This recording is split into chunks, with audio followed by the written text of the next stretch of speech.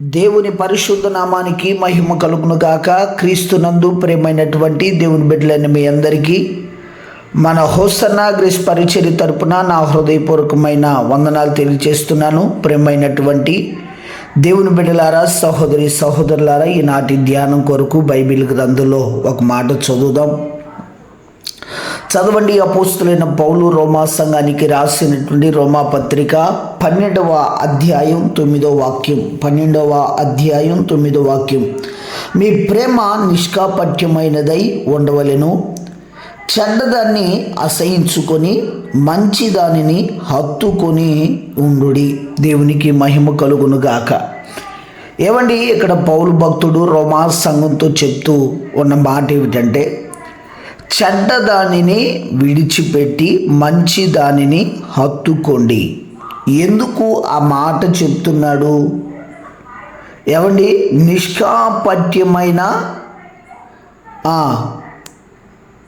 నిష్కాపట్యమైనదై ఉండవలెను. నీ ప్రేమ ఎలా ఉండాలి? నిష్కాపట్యమైనదై. ఎందుకు నిష్కాపట్యమైనదై ఉండాలి ప్రేమ అంటే, అక్కడ రాయబడింది మంచి దానిని హత్తుకోవాలి. ఏమిటి మంచిది? ఏవండి, భూమి మీద ఏది చూచినా ఏవండి అది చెడు తప్ప మంచి అనేది దాంట్లో మనం వెదకలేకపోతున్నాం. ఏవండి, ఈరోజు ప్రస్తుత కాలాన్ని బట్టి మన కంటితో ఏది చూసినా అది తప్పులాగే కనబడుతుంది. కనుక పౌలు గారు అంటున్న మాట ఇదిగోండి, మీరు మంచి దానిని హత్తుకోండి. మంచిది ఏంటి? ఏవండి, స్వార్థ మంచిది, దేవుని వాక్యం మంచిది, దేవుని మాట మంచిది. ఏదైనా దేవుళ్ళో తప్ప ఏ మనుషుల్లో మంచి కొంతైనను కొంత మేరకైనను కనబడదు. ఎందుకంటే మనిషి స్వభావం స్వార్థపూరిమైనది. మనుషుని ఆలోచన ఒకని క్రింద పడవేయాలి అనేటువంటిది. ఏమండి, మరొక మాట, మనుషుని తలంపు ఈడెప్పుడు నాశనం అవుతాడా అని ఎదురు చూసేది. కానీ ఇక్కడ దేవుణ్ణి ఎందుకు హత్తుకోవాలి అంటే, ఈయన ఎప్పుడు విడిచిపెట్టే దేవుడు కాదు. ఒకని నాశనాన్ని, ఒకని కీడునో, ఏమండి ఒకడు పతనం అయితే చూడాలనో ఆశపడే వ్యక్తి కాదు ఈయన. ఈయన ఎవరట? ఏమండి, మంచిని హత్తుకున్న వారిని ఆశీర్వదించగలిగిన దేవుడు. Praise the Lord. నిజమే. మంచి ఏమిటి చూద్దాం బైబిల్లో. 119వ కీర్తన, కీర్తనల గ్రంథం 119వ కీర్తన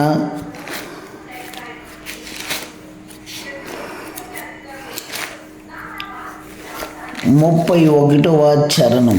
119వ కీర్తన 31వ చరణం.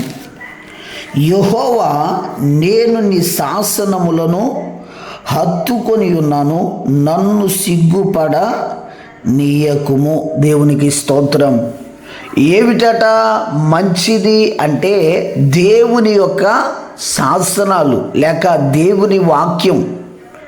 ఏమండి, దేవుని శాసనాలని ఎవడైతే గైకుంటాడో, వాటి ప్రకారంగా జీవిస్తాడో, వాని గురించి దేవుడు చెప్పే మాట ఏమిటో చెప్పనా?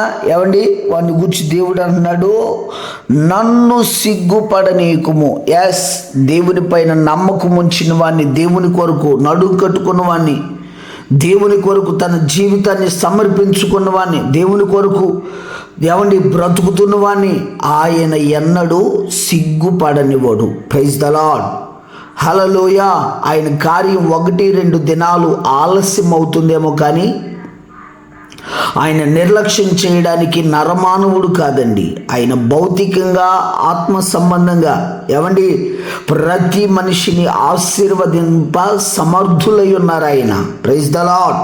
ఆయన అంటున్న మాట ఏమిటి? నా శాసనములను హత్తుకొనుము. మంచి అనేది ఏమిటంటే దేవుని శాసనం, దేవుని వాక్యం.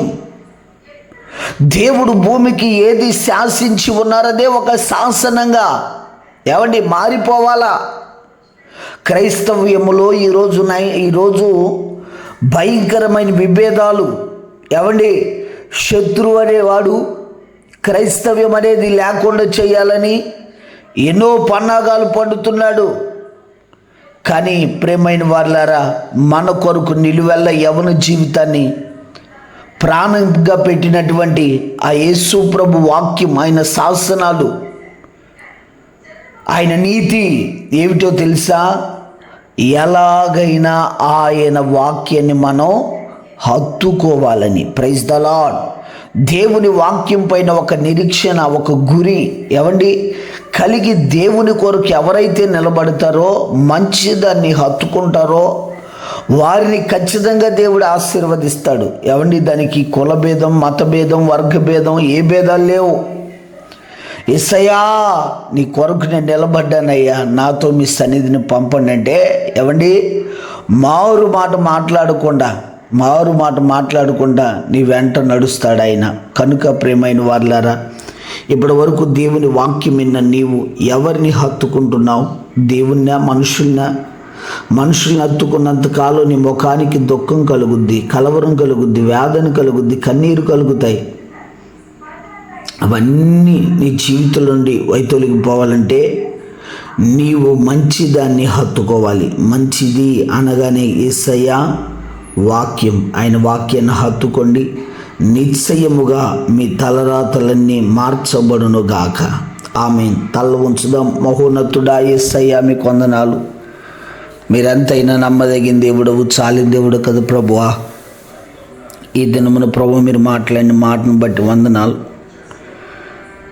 అయ్యా. ఇదిగో తండ్రి, మంచి అనే దాన్ని హత్తుకోవాలని ప్రభువా మీరు చెప్పి ఉన్నారు అయ్యా. ఇదిగో తండ్రి, మనుషులుగా మా తలంపులన్నీ నిర్వీర్యమైపోవాలి నైనా. మీరు సంకల్పించిన సంకల్పం నెరవేర్చబడాలి. ఎందుకంటే మిమ్మల్ని హత్తుకోవడం వలన కలిగే అయ్యా, మీ వాక్యాన్ని హత్తుకోవడం వలన కలిగే ఆశీర్వాదాలు చాలా ఉన్నాయి నాయన. కనుక తండ్రి, ప్రతి బిడ్డ నీ వాక్యాన్ని హత్తుకొని నీ కొరకు వారి జీవితాన్ని సమర్పించుకొని రాకడ కొరకు సిద్ధపడటానికి మీ కృపా సన్నిధి సాన్నిధ్యమును తోడుంచి నడిపించమని నజరేయుడైన యేసు నామమున ప్రార్థన అడిగి పొంది ఉన్నాము తండ్రి. Amen, amen, amen.